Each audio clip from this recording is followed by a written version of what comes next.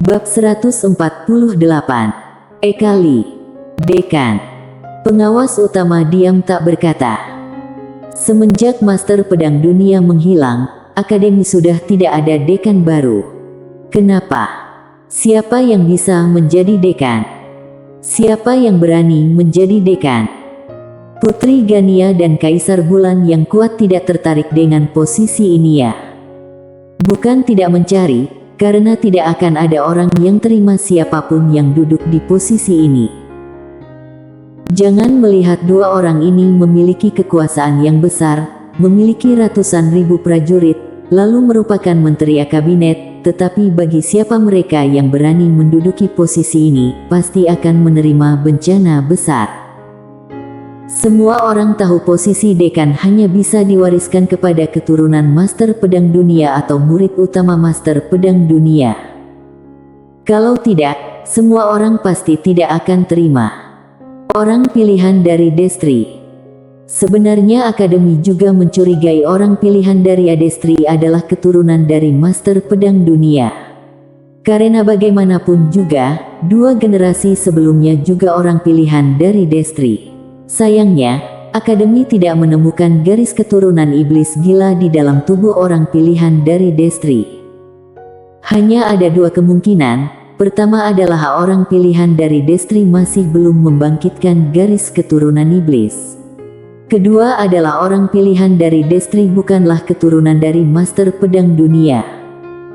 Pada saat ini, segel Tao muncul di tangan orang pilihan dari Destri, maka ini melambangkan bahwa orang pilihan dari Destria bukan keturunan dari Master Pedang Dunia, dia mungkin saja adalah murid utama Master Pedang Dunia. Apakah memiliki kesempatan untuk menjadi penguasa dunia? Kesempatan ini tentu saja ada. Pengawas utama mengedipkan matanya, pada saat ini hati yang kesepian cukup lama mulai bergejolak. Awalnya, dia menjadi guru orang pilihan dari Destri adalah tugas yang diberikan oleh kabinet, tetapi sekarang dia benar-benar ingin berdiri di pihak ini. Baginya, ini adalah sebuah kesempatan langka. Jika berhasil, maka masa depan akan cemerlang. Pada saat ini, orang pilihan dari Destri mendadak menatap ke arah pengawas utama, lalu memberi hormat dan berkata, "Guru, aku tahu menguasai dunia sangatlah susah. Oleh karena itu, aku ingin guru membantuku. Jika berhasil, aku pasti tidak akan melupakan budi jasa darimu." Dia tahu, jika ingin menguasai dunia maka memerlukan dukungan dari banyak orang, terutama pengawas utama yang ada di depannya ini. Pengawas utama itu diam cukup lama dan bertanya, "Paviliun Xianbao begitu mendukungmu, apakah karena mereka sudah mengetahui masalah segel Tao ini?" Orang pilihan dari Destri menganggukkan kepalanya. Pengawas utama itu diam saja. Orang pilihan dari Destri lanjut berkata, "Dua sekte terkuat di Abima Sakti juga mendukungku." Pengawas utama sangat kaget dan berkata, "Mereka juga mendukungmu?" Orang pilihan dari Destri menganggukkan kepalanya. Pada saat ini pengawas utama benar-benar kaget. Setengah mati. Dua sekte yang kuat ini memang tidak memiliki kekuatan seperti Akademi Guanxuan, tetapi juga sangat menakutkan, merupakan sekte kelas atas. Sekarang, Paviliun Xianbao dan dua sekte besar ini mendukung orang pilihan dari Destri, lalu begitu banyak keluarga internal Akademi yang berdiri di pihak orang pilihan dari Destri, ada kemungkinan bisa menjadi penguasa dunia. Tidak, pasti bisa. Setelah merenung cukup lama, pengawas utama akhirnya membuat keputusan. Dia memandang ke arah orang pilihan dari Adestri dan berkata, "Akademi sudah lama tidak memiliki dekan, sekarang sudah seharusnya menentukan dekan."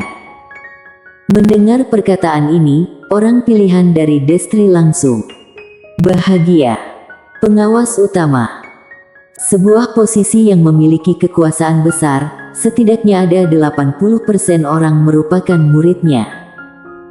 Ada dukungan darinya, maka ketenarannya di akademi akan meningkat pesat, terutama di Fakultas Budo. Pengawas utama berkata, jika kamu ingin menjadi ketua muda akademi, perlu mendapatkan dukungan dari kabinet dan 4 keluarga besar. Orang pilihan dari Destri diam saja. 4 keluarga besar. Klan Gu, Klan Yue, Klan Taichu dan Klan Yang. Meskipun dia adalah orang pilihan dari Destri, dia juga sangat takut dengan 4 keluarga besar ini. Salah satu dari keluarga besar ini merupakan sosok yang menakutkan di alam semesta Guanxuan. Pengawas utama mendadak berkata, tidak terburu-buru, masalah ini tidak terburu-buru, harus pelan-pelan. Langkah pertama adalah pertarunganmu dengan Sander. Kamu harus menang. Dengan memenangkan pertarungan ini, maka reputasimu pasti akan naik. Sampai saat itu, ditambah dengan identitasmu, reputasimu juga akan mencapai tingkat tinggi di alam semesta Guanxuan. Sampai saat itu, 4 keluarga besar juga tidak berani meremehkanmu. Orang pilihan dari Destri menganggukkan kepala dan berkata, baik, aku mengerti. Pengawas utama menganggukkan kepala dan lanjut. Berkata, sekarang kondisimu berbeda, lalu mendapatkan dukungan dari berbagai sekte. Jika kamu mau, selain 4 keluarga besar, sisa keluarga besar lainnya pasti bersedia berdiri di pihakmu. Oleh karena ini, kamu harus menang menghadapi Sander. Orang pilihan dari Destri menganggukkan kepala dan berkata, aku akan membunuhnya dengan tanganku sendiri, untuk membuktikan kepada semua orang. Akulah pemeran utama generasi ini. Pengawas utama mendadak berkata, aku akan membawamu ke tempat khusus. Setelah kamu keluar dari sana, percayalah, dalam satu tingkatan hanya Sander dan Gary adalah musuhmu. Orang pilihan dari Destri langsung memberi hormat kepada pengawas utama dan berkata, terima kasih guru. Pengawas utama melambaikan tangan kanannya, kemudian membawa orang pilihan dari Destri menghilang dari tempat. Saat mereka berdua muncul kembali, mereka tiba di depan sebuah menara yang tinggi. Orang pilihan dari Destri berkata dengan kaget, apa ini? Pengawas utama tersenyum berkata, Pagoda Budo merupakan pagoda yang didirikan oleh ketua Paviliun Xianbao. Latihan 1 tahun di dalam sama dengan latihan 1 hari di luar. Mendengar perkataan ini, orang pilihan dari Destri langsung membelalakan mata dan kaget setengah mati. Pengawas utama tersenyum dan berkata, tempat latihan ini sangat spesial, orang biasa tidak bisa masuk. Hanya genius hebat yang bisa masuk ke tempat ini. Lalu, orang biasa masuk ke sini juga tidak sanggup, karena pelatihan 1 hari di sini harus menghabiskan 1 juta kristal peri. 1 jutaan kristal peri. Ekspresi wajah orang pilihan dari Destri langsung berubah, meskipun dia memiliki uang, juga tidak sebanyak Paviliun Xianbao. 1 hari jutaan kristal peri. Sangatlah menakutkan. Pengawas utama berkata, ayo. Orang pilihan dari Destri menggelengkan kepala, uangku. Pengawas utama tersenyum berkata, mulai dari hari ini, kamu bisa menggunakan tempat ini dengan gratis. Orang pilihan dari Destri langsung terdiam. Pengawas utama tersenyum dan berkata, aku yang mengawasi tempat ini, tidak ada orang yang berani memarahiku. Orang pilihan dari Destri langsung membungkukkan badannya, terima kasih guru. Usai berkata, mereka berdua masuk ke dalam pagoda Paviliun Selatan. Di sebuah halaman, Gessi berdiri di samping danau sambil membaca sebuah gulungan kitab kuno. Hari ini Gessi memakai gaun panjang berwarna hijau tua yang bermotif gunung dan laut, terlihat sangat anggun. Pada saat ini, dia mendadak bersandar di pagar, lalu rambutnya pun turun menutupi setengah bagian wajahnya. Juga tidak tahu apa yang dia lihat, Gessi mendadak tersenyum lebar yang begitu memesona. Pada saat ini, seorang wanita tua berjalan kemari lalu melihat Gessi. Kemudian dia menghela napas dan ekspresi wajah bercampur aduk berkata, "Kamu masih bisa tersenyum." Gessi berkata dengan lembut, "Kenapa?" Wanita tua itu berkata, "Apa kamu tidak menyesal?" Gessi tersenyum dan berkata, "Apa yang perlu disesalkan?" Wanita tua itu menatap Gessi dan berkata, "Sekarang kamu kehilangan segalanya, lalu dikurung tidak boleh keluar, apakah pantas?" Gessi berkata, "Tidak ada kata pantas atau tidak pantas, asalkan melakukan hal yang disukai sudahlah bisa." Wanita tua itu sedikit kesal dan berkata, "Kamu membela Xander, tapi siapa yang akan membelamu?" Gessi mendadak bertanya, "Bagaimana kondisi Tuan Ye?" Wanita tua itu berkata dengan kesal, "Tidak tahu." Gessi berkata dengan lembut, "Sebenarnya dialah korban yang sesungguhnya." Setelah itu, dia diam sejenak barulah lanjut berkata, "Hidupnya di luar pasti sangat menderita, kamu bantu aku membawakan sedikit uang dan pil obat kepadanya." Wanita tua itu berkata, "Nona, sekarang dia adalah musuhnya orang pilihan dari Destri."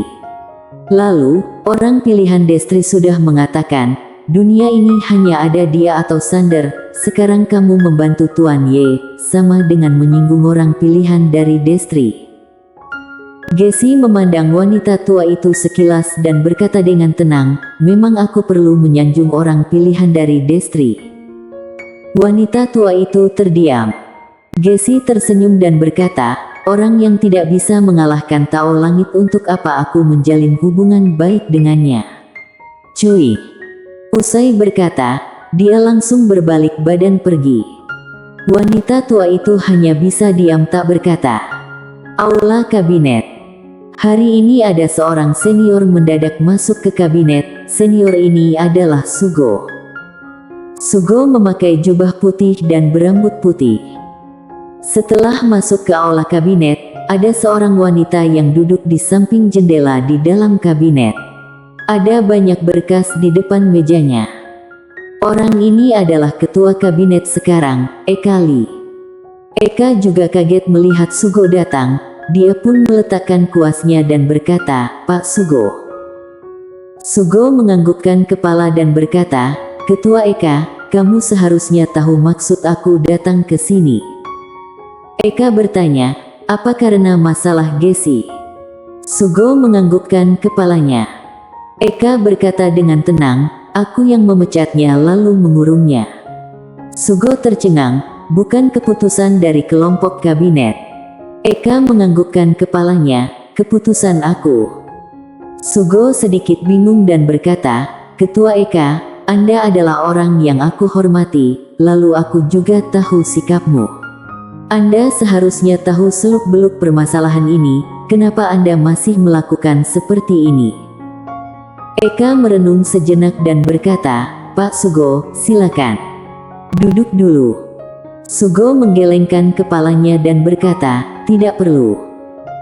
Eka tersenyum tipis dan berkata, "Pak Sugo, aku tentu saja tahu seluk-beluk permasalahan ini, lalu kali ini memang keluargaan dan klan Tianlong yang terlalu bertindak semena-mena, lalu Gessi hanya menegakkan keadilan, dia tidak salah." Sugo mengerutkan kening dan berkata, "Kalau begitu, kenapa kamu masih memecatnya?" Eka mendadak berkata, "Pak Sugo, apa Anda berharap terjadi perselisihan internal di dalam kabinet?" Sugo langsung tercengang. Eka berkata dengan lembut, "Pak Sugo, Gessi adalah orang pintar, dia melihat masalah yang ada di akademi. Lalu apakah kamu mengira hanya dia yang menyadari masalah di akademi sekarang? Waktu itu Master Pedang Dunia tidak menyadari. Apakah kita tidak menyadarinya?" Sugo diam saja. Eka menghela napas dan berkata, "Waktu itu, aku bukan hanya sekali meminta Master Pedang Dunia untuk mengurangi kekuasaan keluarga besar dan klan, tapi dia tidak melakukannya, karena dia tidak tega, juga tidak ingin mengorbankan orang yang tidak bersalah. Tentu saja, perang maya nyata, keluarga besar dan klan membantu banyak, mereka juga melakukan sesuatu untuk kedamaian galaksi ini. Mereka barulah membantu, masa langsung menekan mereka, lalu mereka juga tidak melakukan kesalahan. Kita harus menggunakan alasan apa untuk mengurangi kekuasaan mereka? Sugo juga tidak berkata. Eka lanjut berkata, Gessie melihat masalah ini, dia ingin mengubahnya. Aku mengerti, tapi Pak Sugo, masalah ini sangat besar, bukan dia yang bisa menyelesaikannya. Apa kamu tahu, karena dia membantu Tuan Ye untuk menghukum keluarga An dan klan Tianlong, sekarang sudah ada keluarga besar dan klan mulai menyati. Tujuan mereka sangat sederhana, bagi siapa yang berani merugikan mereka, mereka akan menyerang. Setelah itu, Eka menggelengkan kepalanya dan berkata, Pak Sugo, Nona Oril tidak berada di sini. Jika keluarga besar menyerang Gessie, apa kamu bisa menghentikan mereka? Sugo diam saja. Akademi Sastra bisa menggunakan apa menghentikan semua ini? Eka lanjut berkata, misalnya aku benar mendengarkan pendapat dari Gessie, menekan keluarga besar, apa kamu tahu apa yang akan terjadi? Akibatnya keluarga besar dan klan akan mulai membantah. Klan Gu dan klan Yue yang menjadi ketua keluarga besar akan langsung ikut campur. Sampai saat itu, kabinet akan kacau. Kabinet mulai kacau, maka akademi akan kacau. Dalam zaman ini, jika akademi kacau, tanpa master pedang dunia, lalu Nona Oril masih tertidur, siapa yang bisa menyelesaikan masalah ini? Sugo menghela napas dan berkata, aku sudah memandang kecil masalah ini. Eka menganggukkan kepalanya, aku memecat Gessie, maka keluarga besar dan klan tidak akan mencari masalah dengannya, dia akan lebih aman. Sugo langsung memberi hormat, maaf, aku sudah menyalahkan ketua Eka. Sampai jumpa. Usai berkata, dia langsung berbalik badan pergi. Setelah Sugo pergi, Eka langsung menoleh ke arah jauh. Ada sebuah patung manusia kayu kecil di sana. Dia memandang patung manusia kayu kecil ini berkata dengan suara kecil, tak kusadari hampir puluhan ribu tahun tidak berjumpa denganmu. Setelah itu, dia tersenyum tipis dan berkata, kamu muncul di negara Qi, juga tidak datang ke sini mencariku, apakah aku hanyalah alat yang membantumu saja? Bersambung.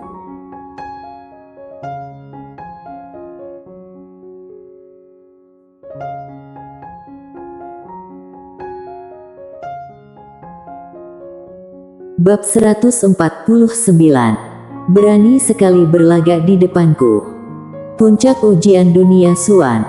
Buff. Sander dan Dewa Bodoh itu sedang bertarung sengit di panggung bertarung. Gerakan mereka sangat cepat, oleh karena itu manusia biasa hanya akan melihat dua sosok bayangan yang buram. Sander tidak menggunakan pedang. Dia menggunakan kaki dan tangannya. Sebelum melatih ilmu pedang, dia akan menggunakan kaki dan tangan. Saat ini, dia juga menjadi orang yang dipukul, sama sekali tidak ada kesempatan untuk melawan. Gerakan, tenaga, kesadaran dan reaksi dari Dewa Bodoh itu berada di atasnya. Namun, kali ini dia juga tidak menggunakan pedang secara mendadak. Dia memang mau dipukul. Dia mau melatih reaksi, kecepatan dan kesadaran sendiri. Untung saja karena sering memakan daging naga dan meminum darah naga, fisiknya lebih kuat dari manusia biasa, kalau tidak mana mungkin akan bertahan sampai sekarang. Sekarang dia masih tidak menuntut untuk mengejar kesederhanaan gerakan. Ingin mencapai kesederhanaan, kamu harus mencapai puncak kesusahan, barulah bisa mengejar kesederhanaan. Hanya orang yang pernah berada di puncak barulah berhak mengincar kesederhanaan hidup ini. Kalau tidak, kamu mengejar kesederhanaan hanya karena tidak ada pilihan. Mengejar kesederhanaan dan terpaksa sederhana adalah dua hal yang berbeda jauh.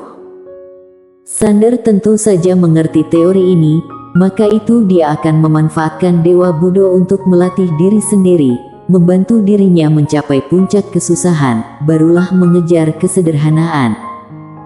Sander terus mundur, tanpa disadari sudah mundur hampir ratusan meter. Meskipun dipukul, kali ini berbeda dengan pertama kalinya, dia bisa bertahan dan tidak sampai babak belur. 3 hari pun berlalu. Dalam 3 hari ini, Sander mengandalkan pil pengobatan dan pil pemulihan terus bertarung dengan Dewa Budo tanpa berhenti. Sander terus fokus, saat bertarung dengan Dewa Budo ini, tidak boleh lengah, kalau tidak pasti akan babak belur. Dewa Budo ini sangat pandai mencari kesempatan. Jika tidak hati-hati, maka akan ada serangan yang mematikan.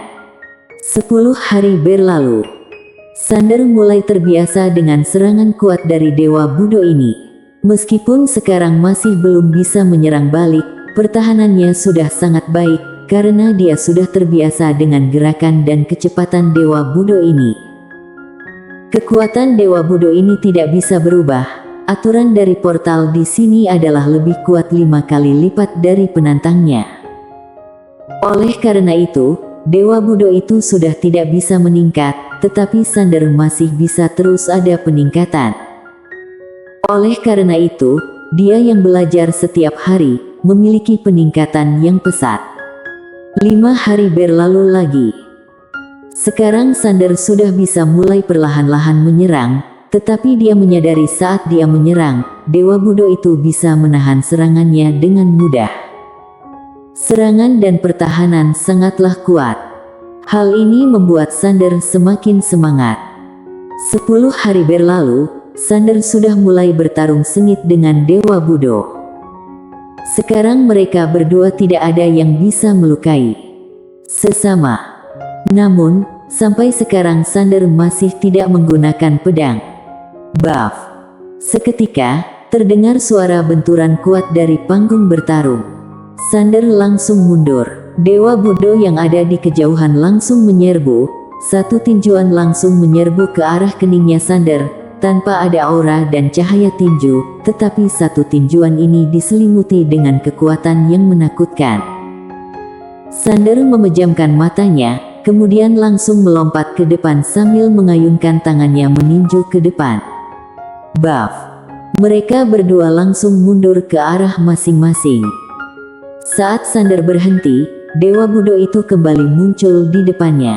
Seketika, dia langsung menendang kakinya ke arah kepala Sander. Dalam waktu bersamaan Sander juga menendang ke arah kepalanya Dewa Budo. Buff. Buff. Seketika, mereka berdua serentak terpelanting ke belakang. Sander yang baru mendarat langsung memukul permukaan tanah dengan kedua tangannya. Seketika permukaan tanah langsung retak dan Sander sudah mundur belasan meter. Dewa Budo mendadak menyerbu, satu persatu bayangan langsung bermunculan di panggung. Seketika, dimensi di depan Sander langsung terbuka, lalu energi yang kuat langsung memancar keluar. Akan tetapi, Sander sudah menghilang dari tempat. Dewa Budo mendadak berbalik badan sambil mengayunkan siku tangannya. Buff. Dimensi kembali retak. Namun, Sander sudah mundur belasan meter jauhnya. Dewa Budo langsung menyerbu dan meninju. Boom. Dimensi kembali retak. Saat ini, Sander kembali menghilang. Dengan demikian, Dewa Budo terus mengejar Sander, tetapi setiap kali berhasil diatasi oleh Sander. Setiap serangan dan pertahanan yang terlihat sederhana, sebenarnya mereka berdua sudah menguras banyak pikiran dan tenaga. Sekarang reaksi Sander sudah tidak kalah dengan Dewa Budo. Namun, kecepatan dan tenaga masih beda jauh. Karena bagaimanapun juga, kekuatan Dewa Budo memang berada 5 level di atasnya. Pada saat ini, Dewa Budo itu mendadak berhenti. Sander sedikit tercengang melihat kondisi ini. Semenjak mulai bertarung, Dewa Budo ini tidak pernah berhenti, tetapi sekarang malah berhenti. Pada saat ini, Dewa Budo mendadak membuka telapak tangannya, seketika dimensi yang ada di sekitarnya langsung mulai retak. Saat melihat kondisi ini, Sander langsung tercengang, Kemudian ekspresi wajahnya sangat masam dan berkata, "Kamu mau menggunakan teknik bela diri? Hei, kamu takut kalah, ya?" Dia tidak takut teknik bela diri. Tetapi, dia takut Dewa Budo menggunakan teknik bela diri. Karena teknik bela diri dari Dewa Budo sangatlah menakutkan. Pada saat ini, Dewa Budo itu mendadak menghilang dari tempat semula. Sander langsung membelalakkan matanya. Pada saat dia ingin menyerang barulah menyadari ada kekuatan yang menakutkan menyelimuti tubuhnya, membuat badannya tidak bisa bergerak. Dia ingin meronta, tetapi sudah terlambat. Ada sebuah tangan muncul di depannya. Sander langsung kaget, dia pun mengepal erat tangan kanannya dan meninju. Saat Sander meninju, tangannya Dewa Budo itu malah seperti kapas langsung menempel di tangan kanannya. Kekuatan tinju pun menghilang. Di saat Sander tercengang, tangannya Dewa Budo itu mendadak bagaikan kain menempel di kepalan tangannya, seketika membuat ekspresi wajah Sander berubah. Dia masih belum sempat bereaksi, dia langsung merasakan ada pukulan kuat yang menghantam di tubuhnya, seketika langsung terpelanting jauh, tubuhnya mulai remuk dan mengalir darah. Di waktu bersamaan, dimensi di panggung bertarung juga mulai retak dan menjadi seperti jaring laba-laba. Lalu, panggung mulai ambruk. Baf! Pada saat ini, Sander menghantam ke permukaan dan muntah darah. Seketika darah langsung membasahi tubuhnya. Tubuhnya Sander terus kejang-kejang, lalu darah terus mengalir keluar. Pada saat ini, Sander merasa dirinya sudah cacat total. Dia merasa tidak ada bagian tubuh yang masih baik. Benar-benar di luar akal sekali. Sander berkata dengan nada gemetaran, "Tuan Pagoda, tak kusangka dia menggunakan jurus seperti ini, benar-benar tidak adil." Pagoda kecil diam tak berkata. Pada saat ini, Dewa Budo itu mendadak muncul di depannya Sander. Ekspresi wajah Sander langsung kaku dan berkata, "Aku menyerah, aku tidak bertarung lagi." Dewa Budo itu tidak berbicara, badannya mulai ilusi. Sander tercengang. Tidak lama kemudian, Dewa Budo itu pun hilang, tetapi muncul sebuah kitab kuno yang melayang ke depannya Sander. Sander melirik sekilas, dia langsung seketika tercengang. Teknik tinju penghancur dunia. Sander menahan rasa sakit di tubuh juga berusaha untuk mengambil kitab kuno itu. Dia langsung melihat satu kalimat yang tertulis tebal, lincah dan cepat, menggemparkan langit dan bumi, tinjuan dewa yang tak terkalahkan. Tak terkalahkan. Sander langsung semangat, dia segera membuka kitab kuno itu.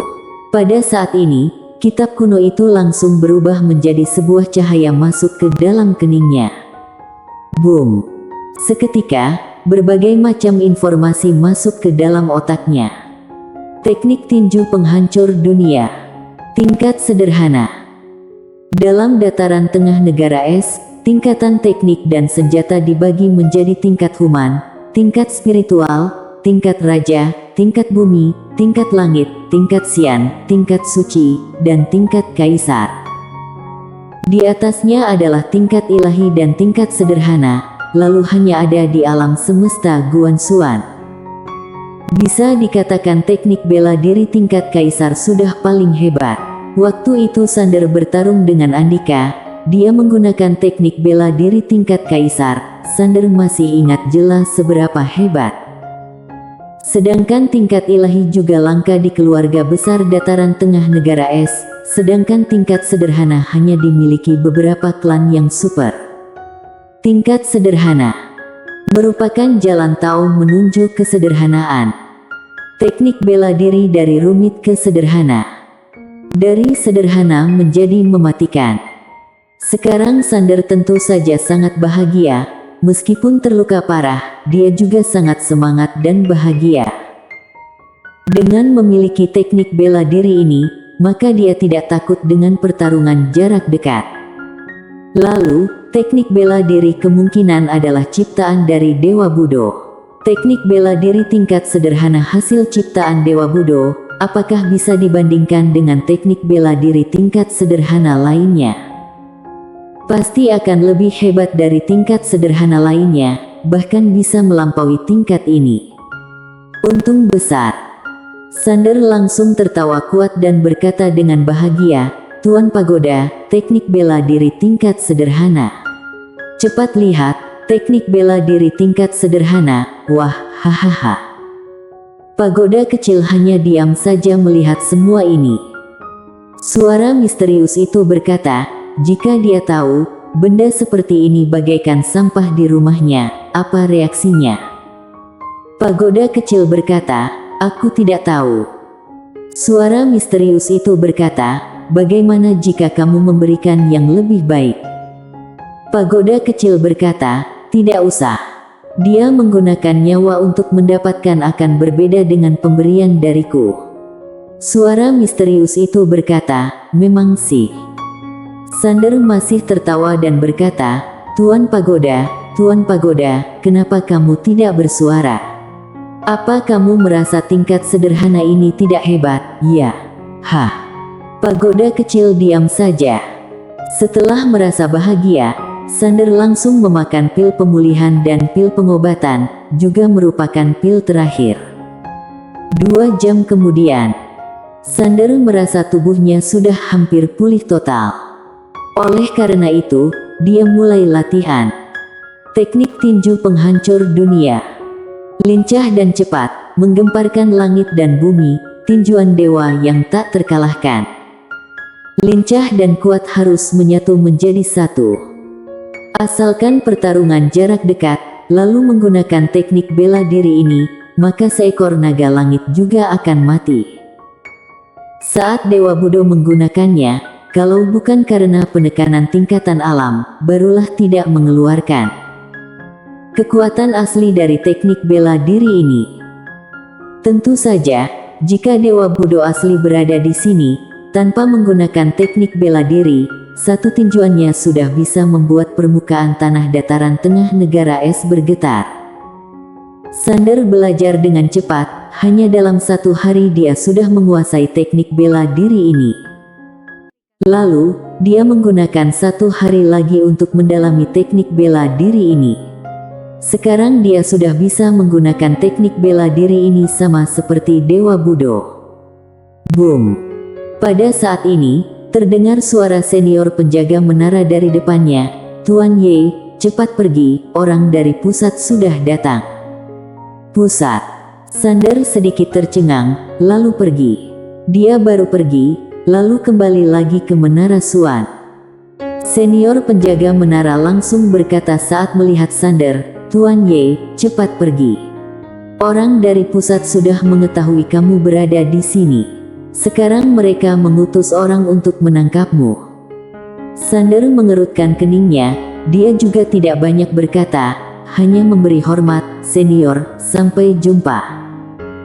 Usai berkata, di saat dia mau pergi, sebuah energi kuat langsung melintasi langit dan menangkap Sander. Ekspresi wajah senior penjaga menara langsung pucat ketika melihat kondisi ini. Sander langsung transmisi suara, "Senior, kamu bilang saja aku yang mengancammu, apa kamu mengerti?" Senior penjaga menara tersenyum tipis. Pada saat ini, seorang senior berjubah putih muncul di depan Sander, lalu ada 10 master berbaju hitam berdiri di belakangnya. Paling rendah adalah ranah bala ilahi. Senior berjubah putih yang berdiri paling depan adalah ranah puncak. Senior berjubah putih memandang Sander dan berkata, "Tuan Ye, Paviliun Xianbao tidak menyambut kedatanganmu."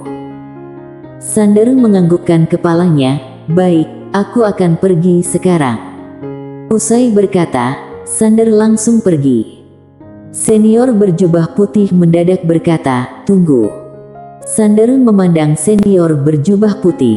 Senior berjubah putih menunjukkan ekspresi wajah datar dan berkata, "Tuan Ye boleh pergi, tapi barang harus ditinggalkan di sini." Semua orang tahu Sander memiliki pedang yang sangat hebat. Sepertinya senior berjubah putih sudah tertarik dengan pedangnya. Sander menatap senior itu dan berkata, "Barang harus ditinggalkan di sini." Senior berjubah putih memandang Sander dan berkata, "Lia." Seraas. Usai berkata, sebuah pedang langsung menusuk ke kening senior berjubah putih itu. Senior berjubah putih langsung membelalakkan mata dan tidak percaya. Sander berkata dengan tenang, "Berani sekali berlagak di depanku." Senior berjubah putih hanya diam saja. Bersambung.